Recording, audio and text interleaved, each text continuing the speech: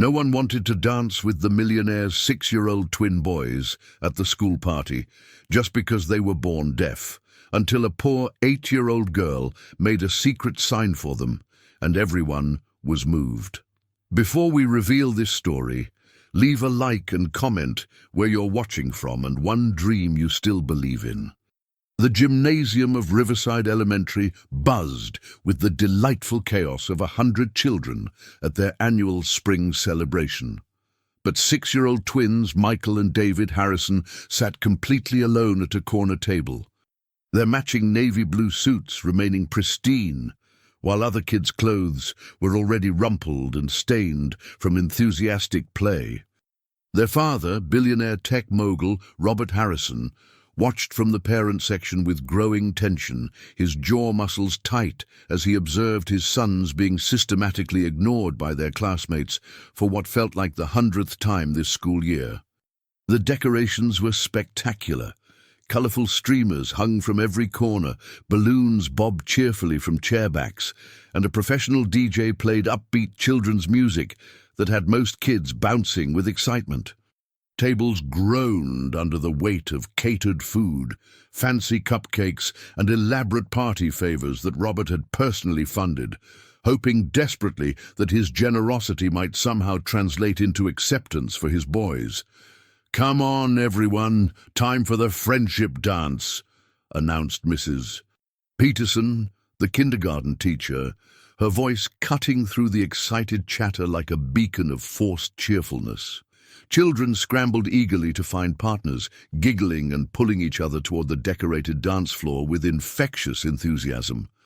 But as the upbeat music started echoing through the speakers, Michael and David remained seated at their isolated table like forgotten statues, their small hands moving in careful, precise sign language that none of their classmates understood, noticed, or even cared to acknowledge. The twins had been born profoundly deaf due to complications during Maria Harrison's difficult pregnancy 3 years before she died in a car accident. Despite attending Riverside's supposedly inclusive program that Robert had specifically chosen and generously supported, true inclusion seemed to stop at enrollment papers and mission statements. The reality was far harsher than the brochures promised. "They're so weird and creepy," whispered Madison Cooper to her friend Sarah, pointing discreetly at the twins while trying to hide behind her hand. "Why do they always move their hands like that? It looks like they're casting spells or something. My mom says they probably can't even think properly." Other children nodded in agreement, some giggling nervously while deliberately turning their backs to avoid any eye contact with the Harrison boys. Robert's knuckles whitened as he gripped his chair, fighting every parental instinct to march over and demand his sons be included in the activities. All his money, all his business influence, all his substantial charitable donations to the school couldn't buy his boys what they desperately needed most: simple childhood acceptance and friendship. He'd donated the expensive new playground equipment, funded the entire music program with professional instruments, even paid for tonight's elaborate party with professional decorators and gourmet catering.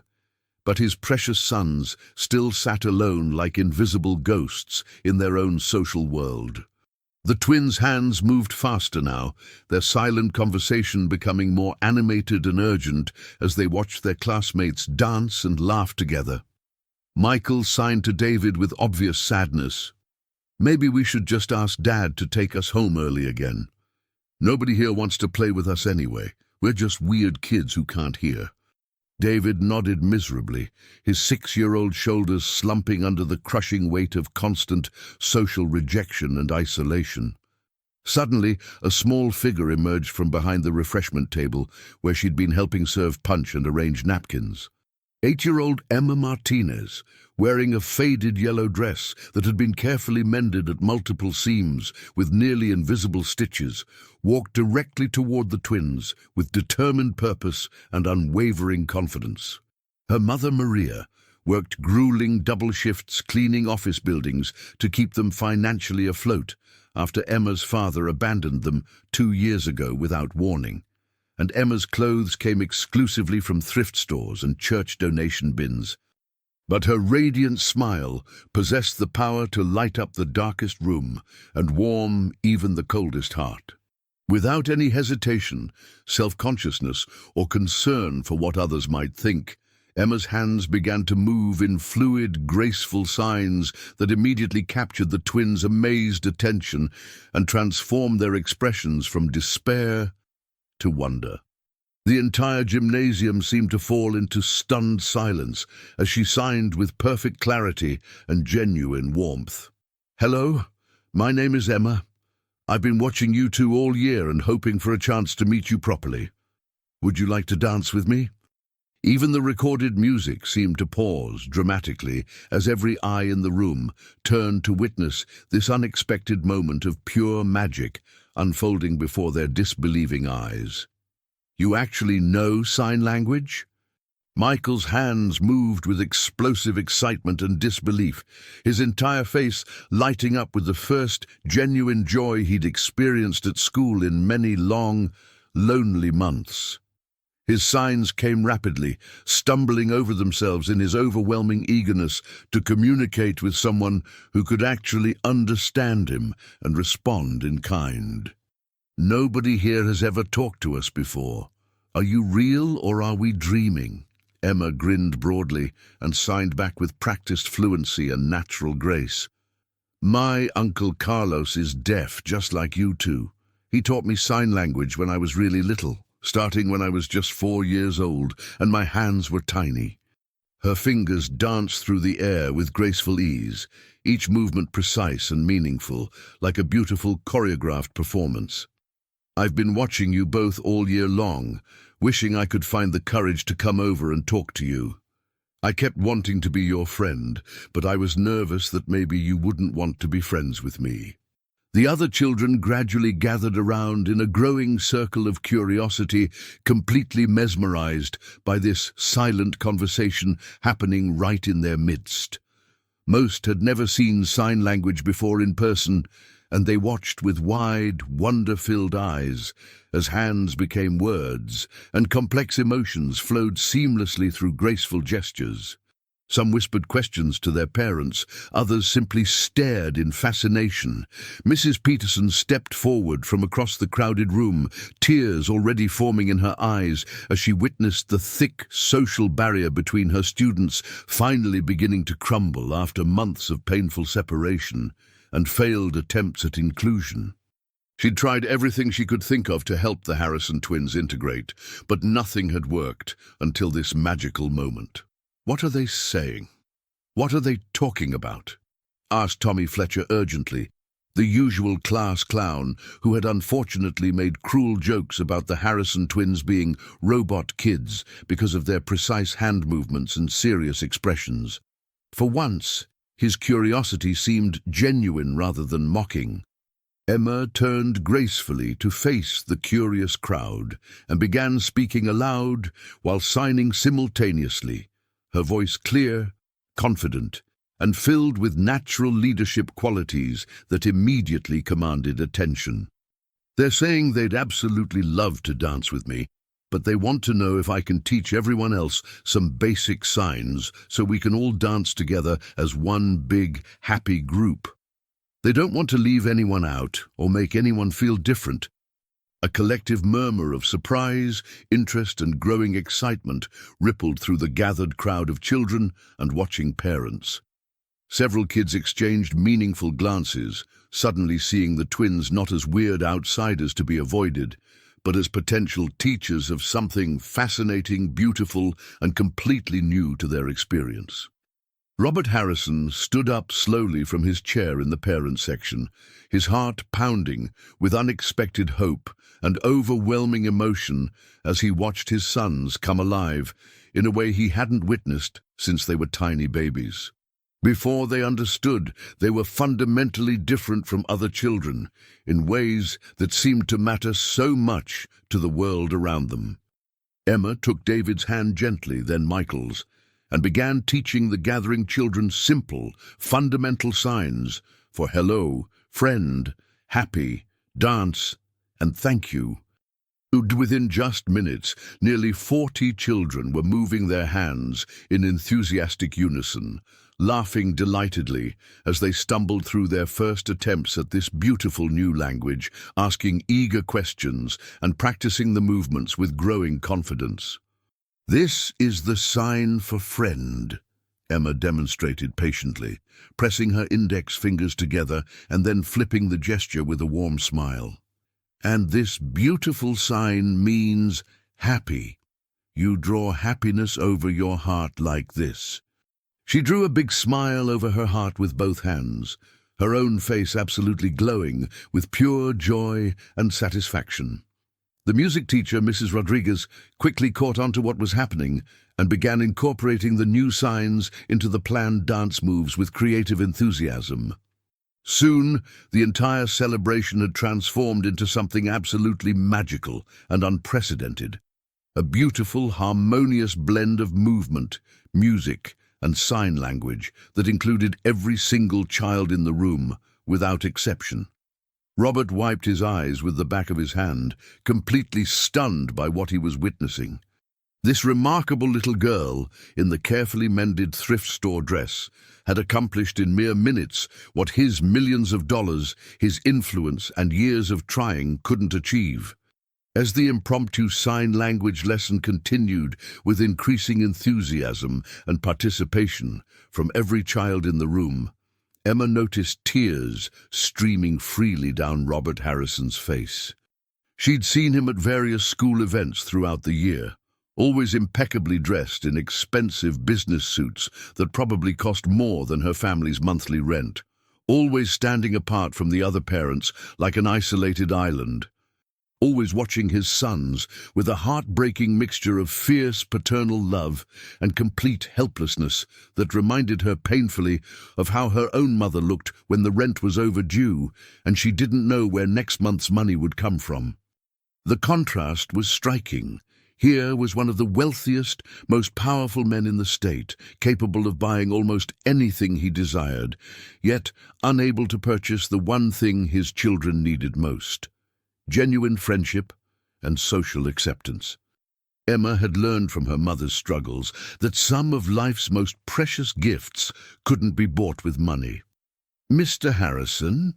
Emma approached him during a brief break in the dancing, her small hand tugging gently but respectfully on his perfectly pressed sleeve. "Are you okay? You look really sad, but also maybe happy at the same time. I get confused sometimes when grown-ups have lots of different feelings happening all at once, like when my mom cries but smiles too." Robert immediately knelt down to her eye level, struggling to compose himself while fighting back more overwhelming tears.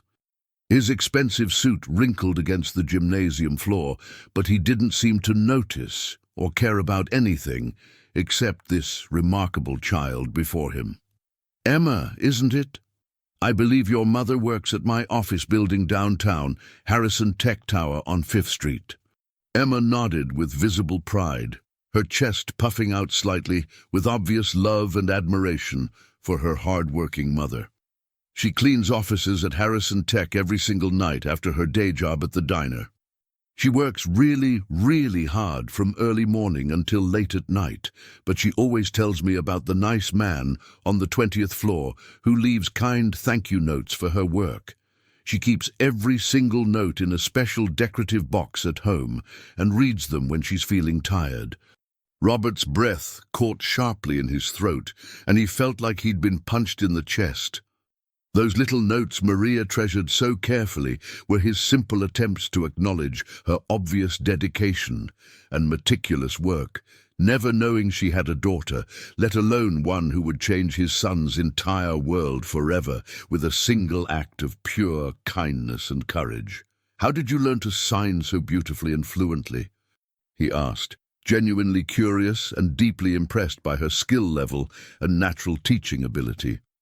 Uncle Carlos lost his hearing when his military truck hit a roadside bomb in Afghanistan during his second tour of duty. Emma explained matter-of-factly, with the straightforward honesty that only children possess about difficult topics. When he came home from the war, Nobody in our whole extended family could talk to him anymore. It made him so incredibly sad and lonely that he stopped coming to family gatherings. So I decided to learn sign language first. Then I taught my mom, and now our entire family knows how to communicate with him. Uncle Carlos says I have magic hands because I can make people understand each other, even when they speak completely different languages. Robert watched in complete amazement as his sons ran up to Emma with unprecedented excitement, their faces absolutely glowing with a happiness and social confidence he hadn't seen in many long, difficult months. They signed rapidly to her with animated expressions and genuine smiles, and she laughed musically, signing back just as quickly and naturally as if they'd been best friends for years instead of having just met. They want to know if you can come to our house sometime soon to play and maybe teach our dad some signs too, she translated with a warm, inclusive smile. They're telling me they've never had a real friend who could actually talk to them before, someone who could understand their thoughts and feelings and jokes. They said most people just stare at them like they're broken or pretend they're invisible. The simple, innocent request hit Robert like a physical blow to his chest. His sons, surrounded by every luxury and material advantage money could possibly buy, had never experienced the fundamental joy of true childhood friendship until this very moment when a little girl in a mended dress showed them more kindness than they'd ever received from their privileged classmates. That evening, Robert sat alone in his expansive penthouse office, high above the glittering city, staring out at the thousands of twinkling lights below, while replaying every detail of the day's extraordinary and life-changing events over and over in his mind. The quarterly reports and stock projections that usually consumed his attention and drove his daily decisions lay completely forgotten on his polished mahogany desk. His assistant Jennifer knocked respectfully and entered with the daily financial reports and tomorrow's meeting schedules. But Robert's thoughts were miles away from profit margins, market analyses, and corporate strategies. The office felt colder and more sterile than ever before. Awards and achievements lined the walls: Businessman of the Year, Tech Innovator, Philanthropist of Excellence, but they all seemed hollow now. What good were accolades when his own children sat alone at school parties, invisible to their peers? Sir, the quarterly projections you specifically requested for tomorrow's crucial board meeting with the investors from Tokyo. Jennifer, please cancel all my meetings tomorrow. Actually, cancel everything for the rest of the week and postpone the Tokyo presentation. Robert turned from the floor-to-ceiling windows, his mind racing with plans that had absolutely nothing to do with business expansion, stock prices, or corporate acquisitions. I need to visit someone very important, and I have some serious thinking to do about what really matters in life and what kind of father I want to be. Meanwhile, across town in a modest two-bedroom apartment with thin walls, creaky floors, and a leaky faucet they couldn't afford to fix, Emma helped her exhausted mother prepare a simple dinner of rice, beans, and vegetables while excitedly recounting every magical detail of her extraordinary day at school. Mommy, you should have seen their faces when I started signing with them.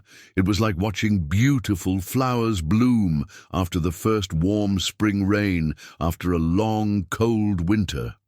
Emma's hands moved expressively as she spoke, unconsciously using the signs she'd been teaching the other children. They were so happy, Mommy. They told me nobody had ever wanted to be their friend before because nobody could talk to them or understand what they were thinking. Can you imagine how terribly lonely that must feel every single day? Maria Martinez paused in her cooking, studying her daughter's animated expression with a complex mixture of maternal pride and growing concern. She'd worked in enough wealthy households to understand the vast gulf between their world and the Harrison family's reality. Emma, sweetheart, these boys, they're from a very different world than ours. Their father, is one of the richest, most powerful men in the entire state. People like us don't usually mix with people like them. Sometimes rich people can be kind at first, but then they remember who they are and who we are. So what if they have money? Money doesn't make you more or less of a person, Emma replied with the innocent wisdom that only children possess. Her voice filled with conviction. Besides, Uncle Carlos always says that when you help someone feel less alone in this world, you become rich in the ways that actually matter for your heart and soul. Those boys needed a friend, and now they have one. That's what matters. Maria smiled tenderly at her daughter's pure heart and generous spirit, but deep worry continued to gnaw at her like a persistent ache. She'd witnessed firsthand how the wealthy families at school events treated the scholarship students and families like theirs, how quickly charitable feelings could turn cold when social differences became apparent and uncomfortable. She didn't want her precious Emma to experience that kind of crushing rejection and social humiliation. The next morning brought an unexpected knock at their apartment door. Maria opened it cautiously to find Robert Harrison standing awkwardly in their narrow hallway, looking completely out of place in his expensive designer suit, amid the worn carpets, peeling paint, and the lingering smells of her neighbor's cooking and her own modest breakfast. "Mrs. Martinez, I sincerely hope I'm not intruding on your morning routine. I'm Robert Harrison, Michael and David's father. I was wondering if we could talk privately about Emma and what happened yesterday at the school celebration." Maria's protective maternal instincts immediately flared like a warning signal, but something in his eyes, a vulnerability and raw emotion that perfectly mirrored her own daily struggles as a single parent trying to do right by her child in a challenging world, made her step aside and cautiously invite him into their humble but spotless home. Robert sat carefully on their second-hand sofa, which Maria had covered with a handmade throw to hide the worn spots, his expensive suit looking absurdly out of place against the carefully maintained but obviously aged furniture. His eyes respectfully took in the small but immaculately clean apartment that spoke of dignity maintained despite financial struggles.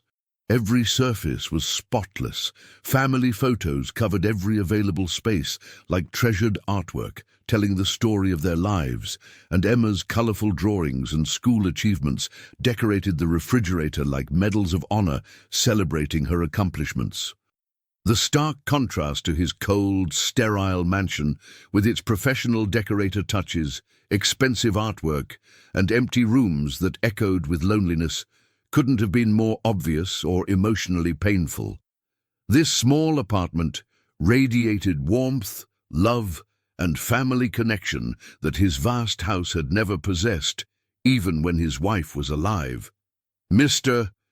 Harrison, if this is about yesterday, I want you to know Emma didn't mean any harm or disrespect," Maria began nervously, wringing her work-worn hands and preparing to defend her daughter against any criticism.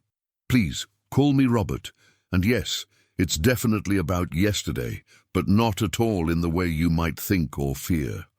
He leaned forward earnestly, his voice thick with genuine emotion that he'd rarely shown to anyone outside his immediate family. "Your incredible daughter gave my son something I couldn't buy, with all my wealth, all my business connections, all my resources and influence.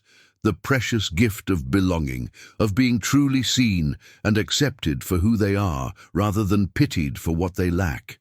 Emma appeared from her small bedroom, rubbing sleep from her eyes, and gasped audibly when she saw their unexpected visitor sitting in their modest living room. "Mr. Harrison, are Michael and David okay? Did something bad happen to them? Are they sick?" "They're absolutely wonderful, entirely thanks to you and your kindness yesterday. In fact, they haven't stopped signing about their amazing new friend since we got home last night." Robert's voice grew thick with overwhelming emotion that threatened to spill over. "Emma, I have a serious proposition for you and your mother. I'd like to offer Maria a position as my personal household manager. It would mean much better hours, significantly better pay, full health insurance, dental coverage, and paid vacation time. But most importantly for my sons, it would mean you could spend regular time with the boys, and they could finally have the friend they've been desperately hoping and praying for. Maria's hand flew to her chest in complete shock. Sir, I don't understand. I'm just a cleaning lady with a high school education. I don't have any special training or fancy credentials. You're a mother who raised a daughter with such profound compassion, natural empathy, and moral courage that she could see past surface differences to touch the hearts and souls of children who'd been invisible to everyone else around them. Robert's voice carried absolute conviction. That tells me infinitely more about your character, your values, your intelligence, and your capabilities than any resume or college degree ever could. You've raised an exceptional human being, which means you are an exceptional person yourself. Emma looked back and forth between her mother and Robert, clearly sensing the monumental, life-changing weight and importance of this moment. Does this mean Michael and David could come play here too?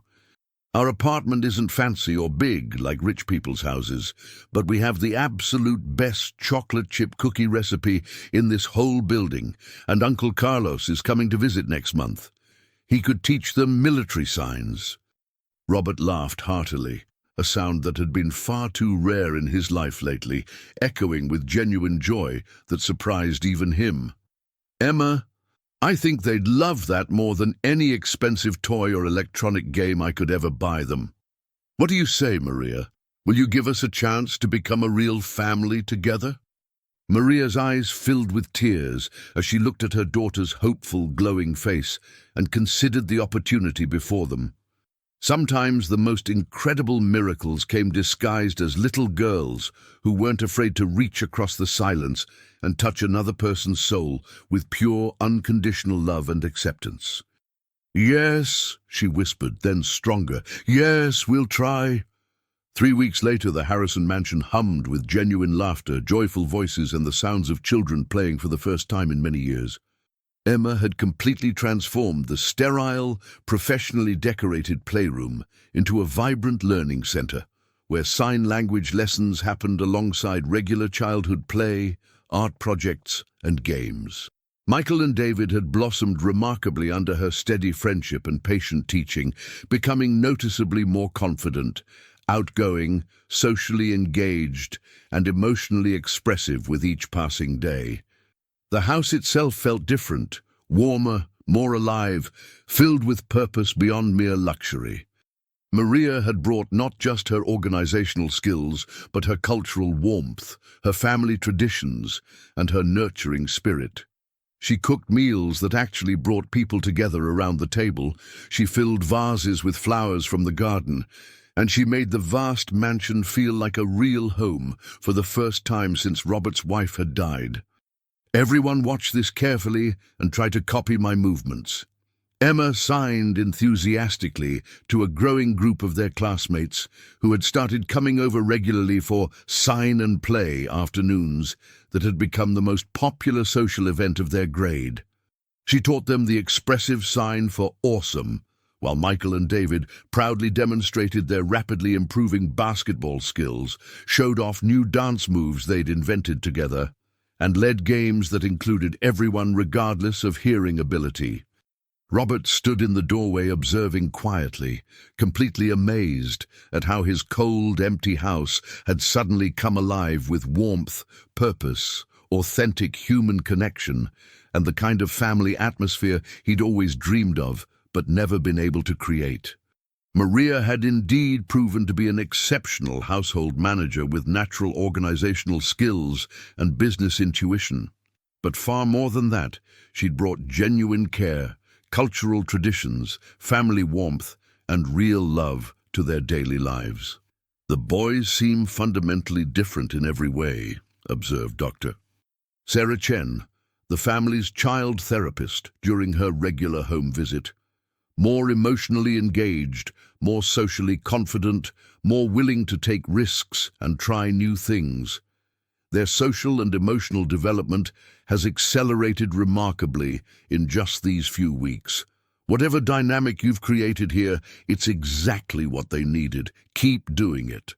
It's completely Emma's influence and Maria's nurturing presence, Robert replied honestly, watching through the window as Emma taught a group of children a new game that incorporated sign language. Emma doesn't see their deafness as any kind of limitation or disability. She sees it as simply another interesting way of communicating with the world. Because of her attitude and acceptance, the boys have started to see themselves that way too. She's given them pride in who they are, instead of shame about what they lack. That evening, as the Martinez family prepared to head home after another wonderful day, Michael tugged gently on Emma's sleeve. His hands moved carefully and deliberately as he signed with heartfelt sincerity. "Thank you for being our very first real friend. Thank you for making us feel normal and special at the same time. Thank you for showing other kids that we're just like them." Emma hugged both twins tightly, her own eyes glistening with happy tears. "You're not just my friends anymore. You're my brothers now. And brothers stick together forever and always, no matter what happens." Robert watched this touching exchange, with tears streaming down his face, overwhelmed by the transformation in his children and his own life. In just 3 short weeks, Emma had accomplished what years of expensive therapy sessions and specialized programs couldn't achieve. She'd given his sons the unshakable confidence to believe they truly belonged in the world exactly as they were. But as he watched the Martinez family walk to their modest car, Robert realized with crystal clarity that this was just the beginning of something much larger and more significant. Emma's simple act of kindness at a school dance had set in motion changes that would ripple through all their lives in ways none of them could yet imagine. The greatest transformations in life, he was finally learning, often began with the smallest gestures from the purest hearts, and the most valuable gifts couldn't be purchased with money, but had to be freely given from one soul to another. That night, as he tucked his sons into their beds, David signed something that made Robert's heart swell with overwhelming pride and hope for the future. "Dad, tomorrow, can we please teach you more signs so you can talk to Emma's Uncle Carlos when he comes to visit us? We want him to feel welcome in our home too, and we want to learn about being soldiers." Finally, his boys weren't thinking only about themselves. They were thinking about connecting with others, about including people, about making the world a more welcoming place for everyone. Emma's beautiful gift of inclusion was rapidly becoming their own gift to share with everyone around them. 6 months after that magical school dance, the Harrison household had become the neighborhood's unofficial community center. Children from all backgrounds gathered daily, learning sign language while playing games that Emma had ingeniously designed to bridge communication gaps. But beneath the surface joy, storm clouds were gathering that would test every bond they'd built. Robert stood in his home office, staring at a legal document that made his blood run cold. The letterhead read, "Cooper and Associates Family Law." Madison Cooper's parents had filed a formal complaint with the school district claiming that the excessive focus on sign language was discriminating against hearing children and disrupting normal educational development. "They want Emma banned from school property," Robert told Maria, his voice shaking with rage. "They're claiming she's created an unsafe environment by teaching children a foreign language without proper certification." Maria's face went pale. She'd seen this coming, the whispered conversations that stopped when she entered rooms, the way some parents pulled their children away when Emma approached. "We always knew this was too good to last," she said quietly, her hands trembling as she folded laundry. "People like us don't get to stay in fairy tales." Emma, who had been teaching Michael and David new signs in the living room, appeared in the doorway. At 8 years old, she possessed an intuitive understanding of adult tensions that broke Robert's heart. "Are we in trouble? Did I do something wrong by being friends with Michael and David?" The innocence in her question shattered something inside Robert.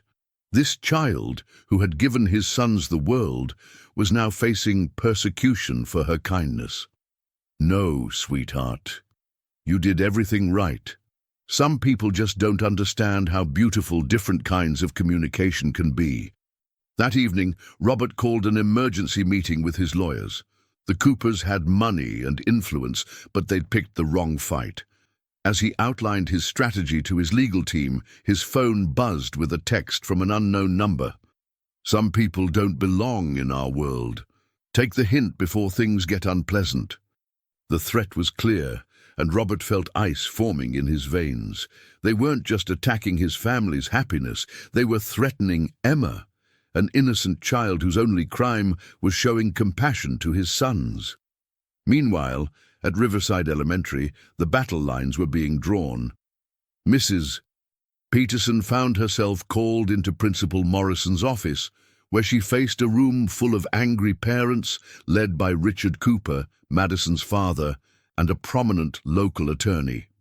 "This sign language obsession has gone too far," Cooper declared, his voice carrying the authority of someone accustomed to getting his way. "Our children are being forced to learn unnecessary skills while falling behind in core subjects. This Martinez girl is clearly disturbed, seeking attention by manipulating disabled children." Mrs. Peterson's face flushed with anger. "Emma Martinez is one of the most emotionally intelligent children I've ever taught. She's brought joy and inclusion to my classroom in ways I never thought possible." "Inclusion," Cooper sneered. "Let's call it what it is. Special treatment for children who should be in specialized institutions, not disrupting normal kids' education." The meeting ended with an ultimatum. Emma would be transferred to another school, or the Coopers would pursue legal action that could cost the district millions. As Mrs. Peterson walked to her car that evening, she realized that money and prejudice were about to destroy the most beautiful thing she'd witnessed in 20 years of teaching. The next morning brought devastating news that would change everything. Emma arrived at school to find her desk removed from the classroom and her artwork stripped from the walls. Principal Morrison waited with a forced smile that couldn't hide his discomfort. "Emma, dear, we need to talk. There's been a change to your educational placement." The words hit like physical blows. Due to concerns about classroom disruption, Emma was being transferred to Jefferson Elementary across town, a school with no resources for deaf students, no sign language program, and a reputation for struggling with inclusion. The message was clear: separate the children, restore the natural order. Emma's eyes filled with tears as she processed the adult cruelty disguised as policy. But what about Michael and David? Who will help them make friends? Who will teach the other kids that being different isn't scary? Mrs. Peterson knelt beside Emma, her own eyes glistening. "Sweetheart, sometimes grown-ups make very bad decisions when they're afraid of change, but you haven't done anything wrong. You've made this school a better place." At the Harrison house, Robert received the call that shattered his morning calm. "Mr. Harrison, I'm afraid there's been a district decision regarding Emma Martinez's placement." Principal Morrison's voice carried bureaucratic detachment that masked cowardice. "Effective immediately, she'll be attending Jefferson Elementary." The phone slipped from Robert's hand. Through the window, he could see his sons playing in the garden, their laughter carrying on the breeze. In a few hours, they'd learned that their first real friend was being ripped away from them, and there was nothing their father's money could do to stop it. Maria found Emma sobbing in her bedroom that afternoon, clutching a photo of her, Michael, and David at the school science fair. "Mommy, why are they making me leave? I just wanted to help kids be friends with each other." "Rido. Sometimes, Mija, the world isn't ready for people like you, people who see with their hearts instead of their prejudices," Maria whispered, holding her daughter close. "But that doesn't mean you stop being who you are." The twins' reaction was heartbreaking. When Robert explained the situation using both voice and the signs Emma had taught him, David's hands shook as he signed, "Did we make Emma get in trouble? Are we too weird to have friends?" Michael's response was even more devastating. "Maybe we should just go back to being invisible. It hurt less when we didn't hope for anything." Robert felt his heart breaking as he watched his son's newfound confidence crumble. In trying to protect them from a world that didn't understand, he'd allowed them to experience the joy of belonging, only to have it brutally taken away. That evening, Robert made a decision that would define the rest of his life. He called his head of security, his legal team, and his most trusted advisors. The Coopers wanted a war. They'd get one. But they'd severely underestimated what a father would do to protect his children and the angel who'd saved them. As he tucked his sons into bed, Michael signed a question that made Robert's resolve turn to steel. "Daddy, will you forget how to sign when Emma's gone? Will we go back to being alone?" "Never," Robert signed back firmly. "Emma taught us that family isn't about blood. It's about who you choose to love, and we choose her forever." The following Monday marked the beginning of Robert Harrison's most important campaign, not for profit or prestige, but for the soul of his family. While Emma reluctantly started at Jefferson Elementary, where she sat alone at lunch, just as the twins had months earlier, Robert was orchestrating a response that would shake the foundations of Riverside's comfortable prejudices. His first move was strategic and devastating. Harrison Tech announced the immediate termination of all contracts with Cooper and Associates, representing over $2 million in annual legal fees.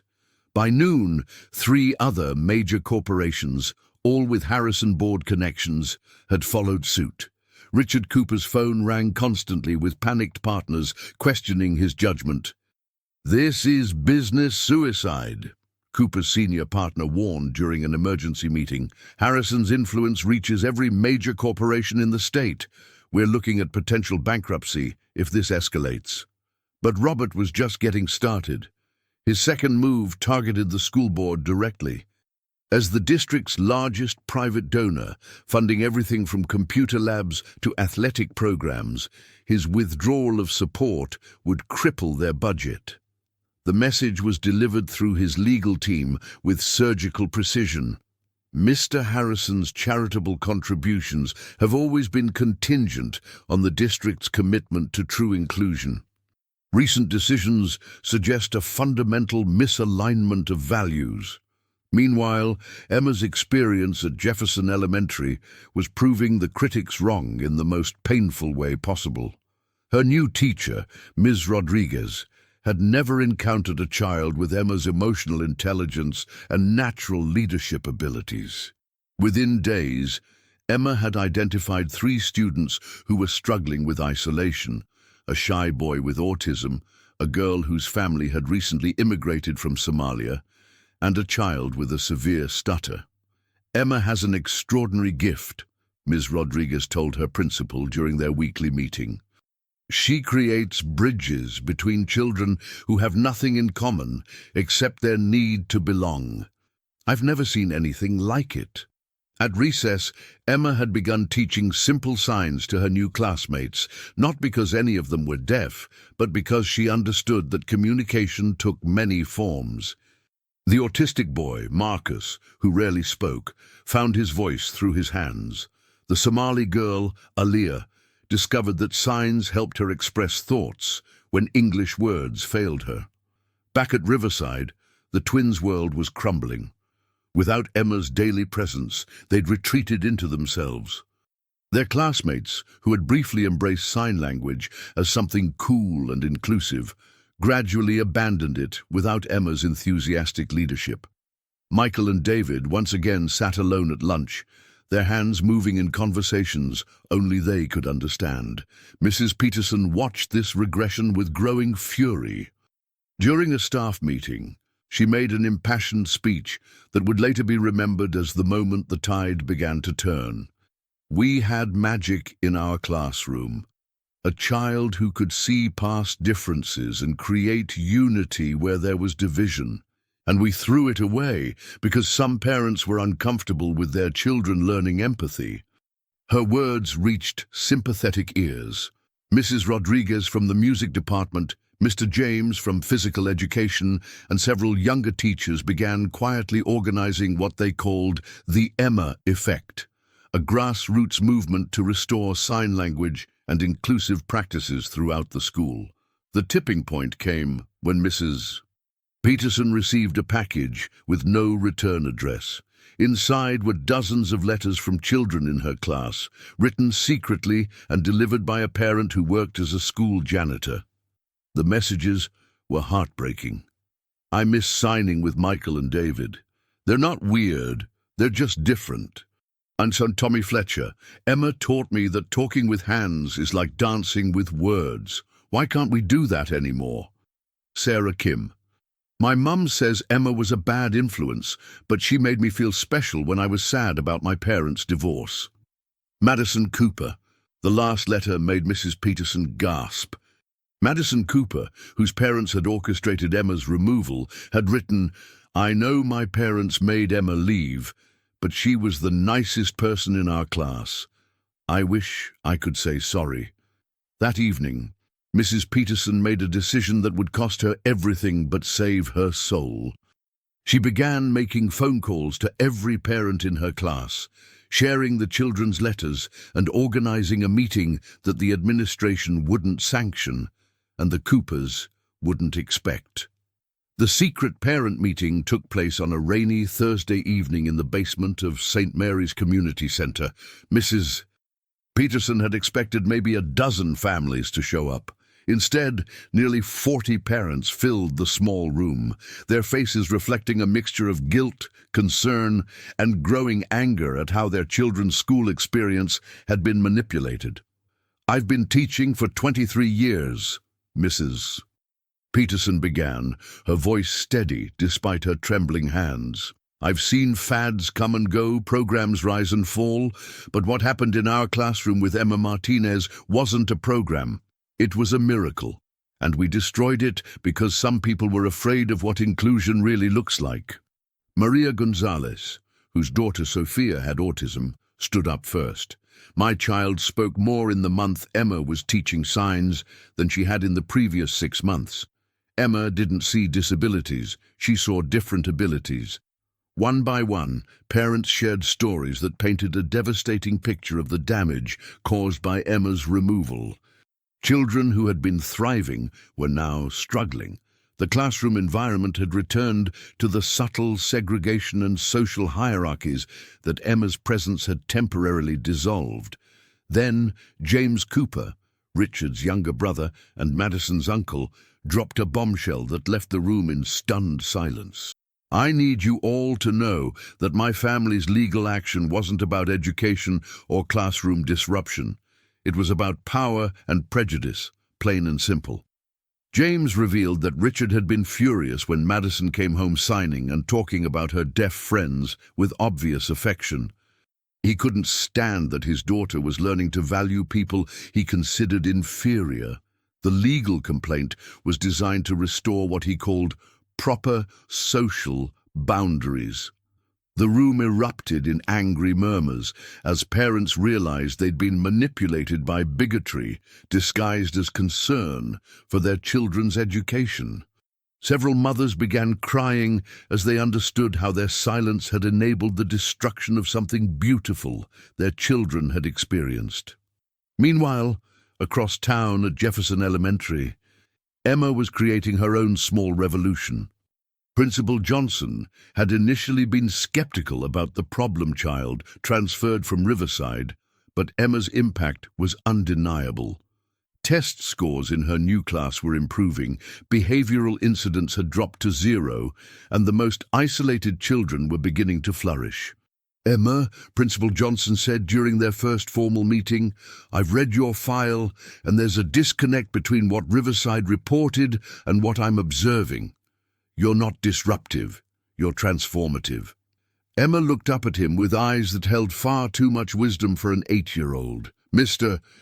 Johnson, I think maybe some people get scared when kids start caring about each other. It's easier to keep everyone separate and quiet. Her words hit him like a physical blow.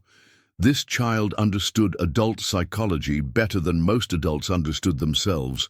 The breakthrough moment came when Dr. Helen Chang, the district's special education coordinator, made an unannounced visit to observe Emma's class. What she witnessed would later be described in her official report as the most effective inclusive education model I've encountered in 15 years of practice. Emma had somehow created a classroom environment where every child felt valued, where differences were celebrated rather than tolerated, and where learning happened through connection rather than competition. Marcus, the autistic boy, was helping Aliyah with math problems, using a combination of signs and drawings. The child with the stutter was reading aloud with confidence, knowing his classmates would wait patiently for his words. This isn't luck or accident, Dr. Chang noted in her observations.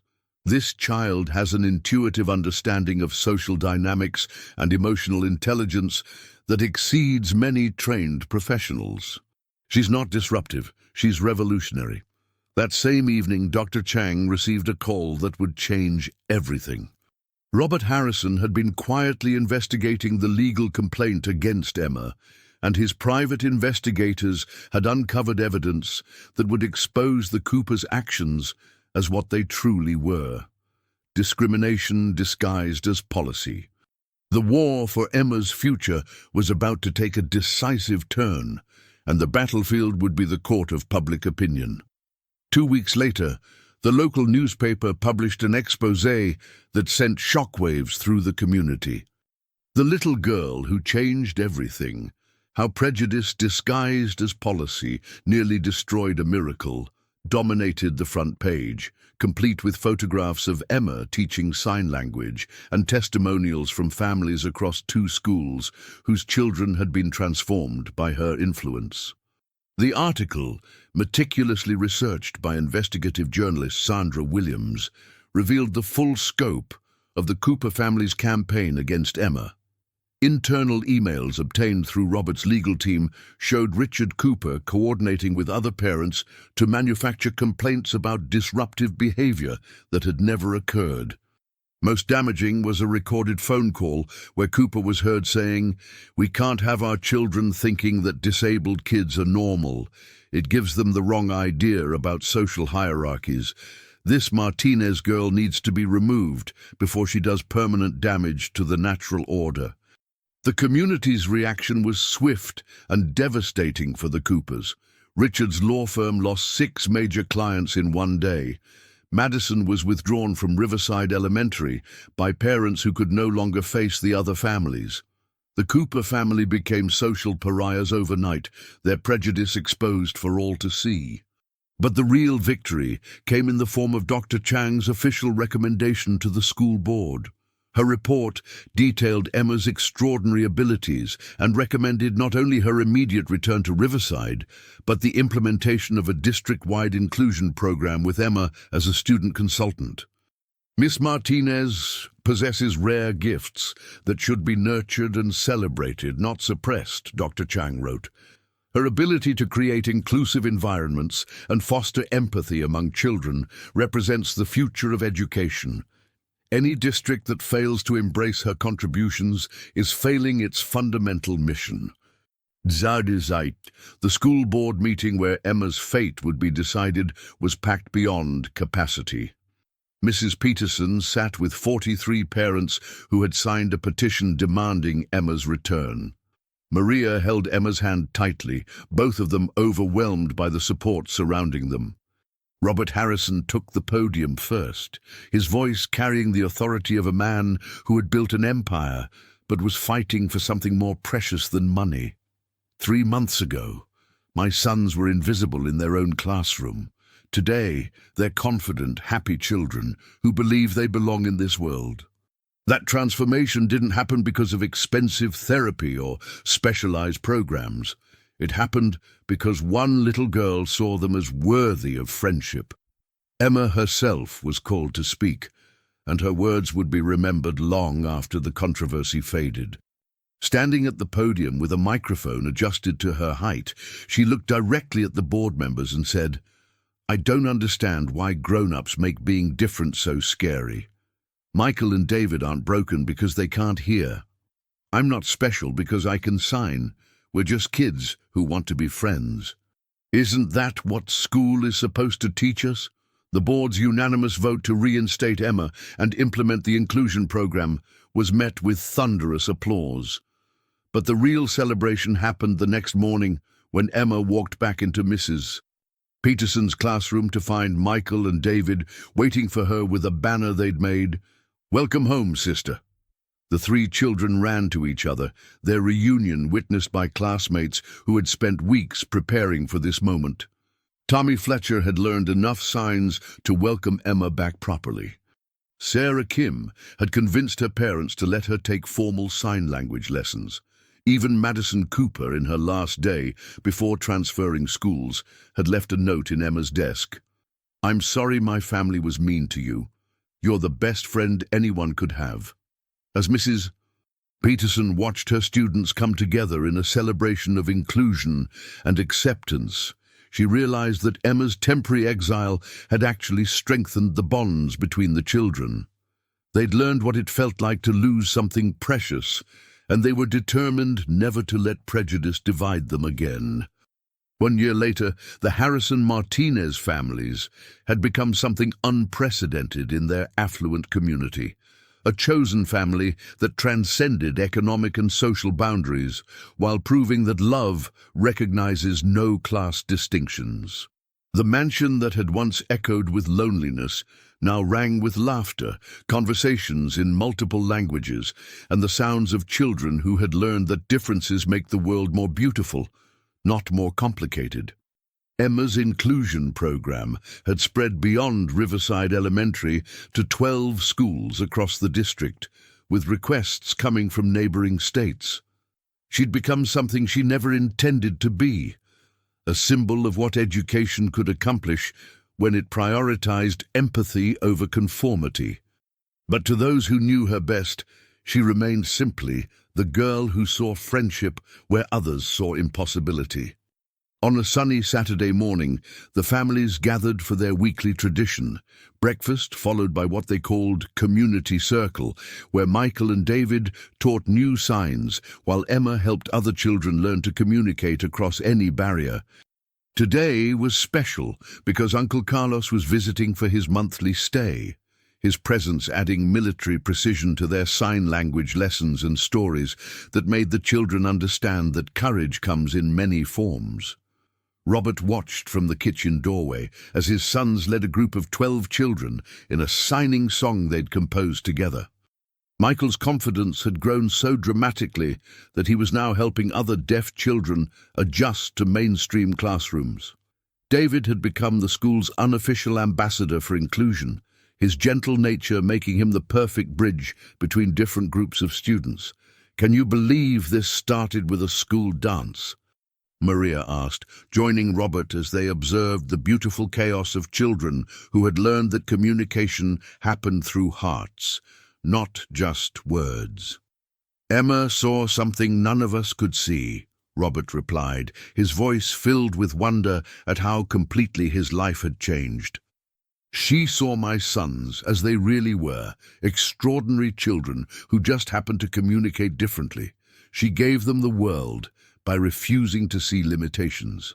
Dr. Chang arrived that morning to conduct her quarterly assessment of the program's success. What she found exceeded every metric they'd established. Test scores were up across all participating schools, behavioral incidents had dropped by 60%, and parent satisfaction ratings had reached unprecedented levels.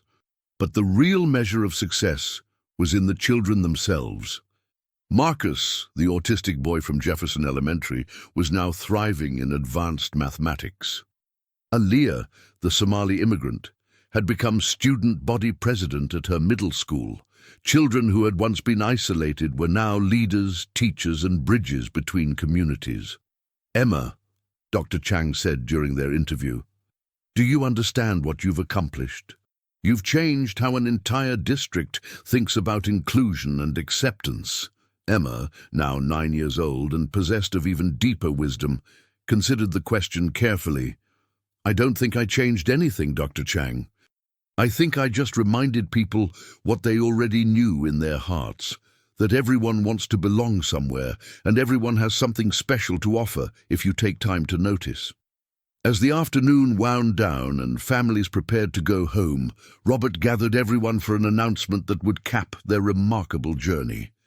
He'd established the Emma Martinez Foundation for Inclusive Education, endowed with $50 million to spread their model nationwide. This foundation isn't named after Emma because she's special, Robert explained to the assembled group. It's named after her because she helped all of us remember that everyone is special, and our job is to create a world where that specialness can shine. Emma's response was typically thoughtful. Can we make sure the foundation helps kids who feel invisible? Because nobody should have to feel like they don't matter. That evening, as both families gathered for dinner at the long table that had become their symbol of chosen family, Uncle Carlos offered a toast that captured everything they'd learned. To Emma, who proved that the smallest gestures can create the biggest changes. To Michael and David, who showed us that different doesn't mean less.